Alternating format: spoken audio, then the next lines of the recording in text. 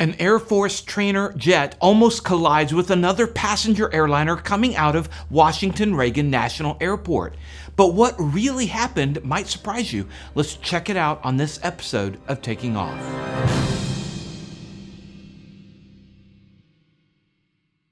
Hello, I'm Dan Milliken, and we've got another close call out of Reagan National Airport, DCA, where back in January, a U.S. Army Blackhawk collided with a landing regional jet, resulting in 67 deaths. This time, it's a fast-moving T-38 trainer jet from the Air Force coming within 500 feet of the airliner, carrying 136 people. Here's the details.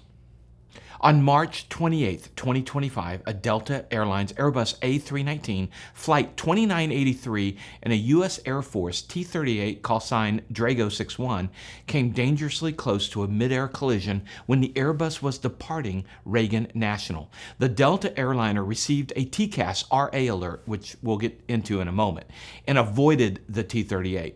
At 3:16 p.m. and 10 seconds local, the T-38 was at 800 feet and 317 knots.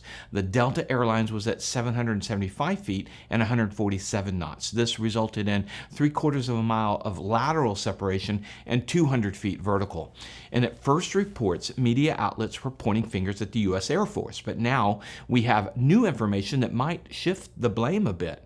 You see, there was a flight of 4 T-38s, that's Drago 61, that was doing a pre-planned flyover of Arlington Cemetery. Initial reports are that one Talon was flying the missing man formation. And at 3:13, 3 minutes before the incident, the Air Force called the DCA controller in charge, the CIC, to stop all departures, hard time at 17 minutes after the hour. The DCA CIC replied, acknowledging hard time is now 17 and will stop all departures, but DCA continued to depart 3 aircraft, including Delta 2983. This resulted in the near miss between Drago 61 and 2983. Here's the sequence of events. Delta 2983 was departing DCA at 3:15 p.m. from Minneapolis-St. Paul International Airport. The T-38 had taken off from Langley Air Force Base and later returned to Langley. And right after takeoff, the pilots of Delta flight noticed an aircraft dangerously close, and they called air traffic control. Here's the audio of the whole sequence from ATC. Delta 2963, 2983, runway 19, clear takeoff, flight runway heading, maintain 5,000. Runway heading 5,000, clear takeoff, 19. Blue Street 5308, Selma, better contact, maintain flight level 190, heading 090. Heading 090, 190, Blue Street 5308. Delta 2983, contact on departure. Delta 2983, clear to good day. Delta 2983. Delta 2983, can you hold your, Delta 2983, 1,800, Climate 5,000, runway heading. Delta 2983, some departure, radar contact, climb maintain 120,000. Climb maintain 120,000, Delta 2983. All aircraft in the whole day 19, just stand by for a few minutes, we got a temporary stop on departure. Delta 2983, clear to elbow.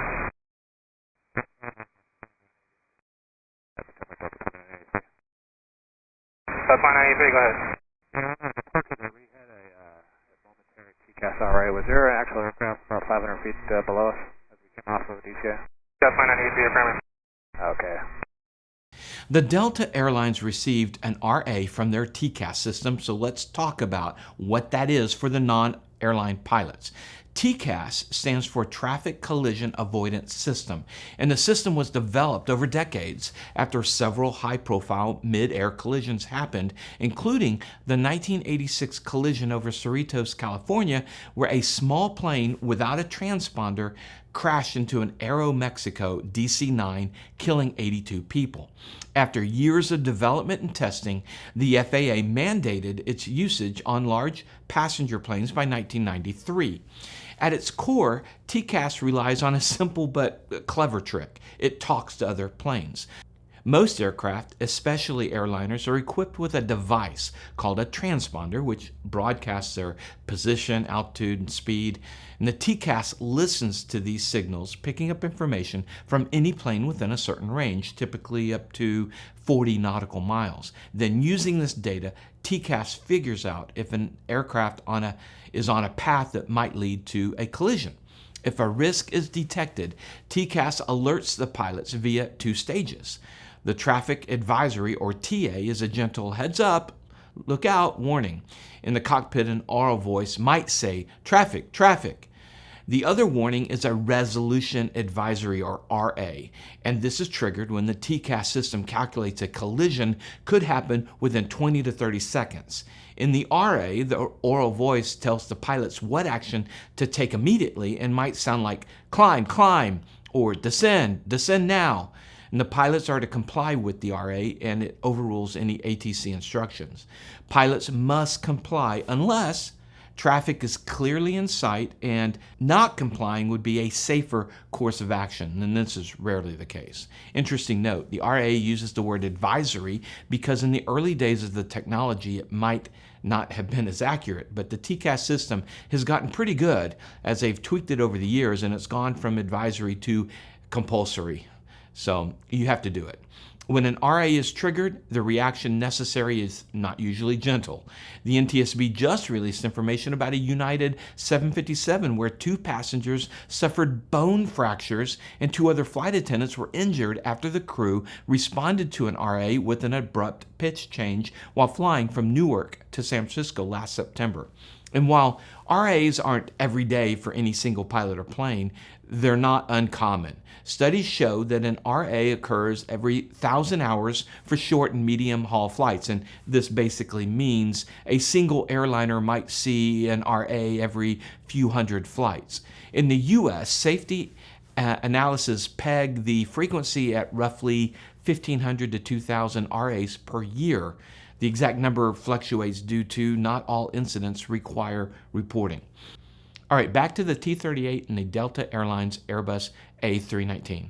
Some people might point out that the T-38 at 317 knots was flying much faster than the rules in the Class Bravo airspace allows, which is generally 250 knots below 10,000 feet. While this is true, the T-38 has an incredibly high stall speed and often is exempted from the speed limit. The T-38 Talon was developed way back in the 1950s and began service in 1961 and is still in service more than 60 years later. And this latest incident comes amid a lot of concerns between the commercial and military aviation near the Reagan National Airport, especially in light of the horrifying midair crash of the Blackhawk and the PSA regional jet operated as American Airlines Flight 5342 that claimed 67 lives. As we've mentioned before recently, there have been over 15,000 proximity incidences and more specifically 85 cases between 2021 and 2024 of near misses within 200 feet. The Secretary of Transportation, Sean Duffy, took quick action closing down the helicopter routes near the airport and more recently mandating that the military use the collision avoidance equipment that they had been exempt. The FAA now requires aircraft in the airspace around Reagan National to have the newer ADS-B transponder at least out. Of course, in this airspace it was already required, but the military had been exempt. Now most aircraft will be required to have ADS-B out, so other aircraft, and more importantly, the TCAS systems will be able to see them. The FAA uses the word most aircraft. Now, I don't quite understand what that means. Maybe they're exempting the presidential aircraft. But it's a step in the right direction. And if that wasn't enough, the FAA confirms collision warnings at DCA last month were due to Secret Service and the Navy doing drone testing right there at DCA. The news came out when the acting FAA administrator admitted in testimony before Congress. The FAA then released this statement. Several flight crews inbound to Reagan Washington National Airport received onboard alerts Saturday indicating another aircraft was nearby when no other aircraft was in the area, and some of the crews executed go-arounds as a result of the alerts. The FAA is investigating why the alerts occurred. Well, it's because you were testing drones. This was all a month after the 67 people were killed. Look, you've got to test drones. I get that. They have to be tested. But a month after that horrible midair and in the same vicinity, I'm just not sure of that judgment. The investigation into the T-38 and the Airbus A-319 will be looking closely at the times. The call to the DCA controller in charge at 3:13, mentioning a hard stop at 17. The Delta flight was cleared for takeoff at 15, and the close call happened at 16. And I'm sure they'll look at the window of time to determine if it gives enough separation or if communication was clear enough. It will be interesting to see what they find. My takeaway from this latest incident, we really need to see common sense come back into our government bureaucracy. From the judgment years ago at DCA of allowing a vertical separation between helicopters and landing traffic of 75 feet to releasing departures 1 or 2 minutes from a planned flyover, the craziness really needs to stop. And I don't know if it's just a culture in the DCA air traffic control that normalizes a deviation from safe standards used everywhere else, but it needs a strong dose of common sense before more people lose their lives. That's our report today. Please check out our sponsors like FlyingEyesOptics.com, the best glasses for under headsets and helmets, the lightest, thinnest frames you'll ever have. Use our code TAKINGOFF, all caps, one word, for 10% off. Them and our other sponsors are in the links in the description below. And if you found this report helpful, check out our previous report right here. And thank you, Cam Miller, for alerting me to this story. Take care, and remember, superior judgment trumps superior skill. Take care, everyone.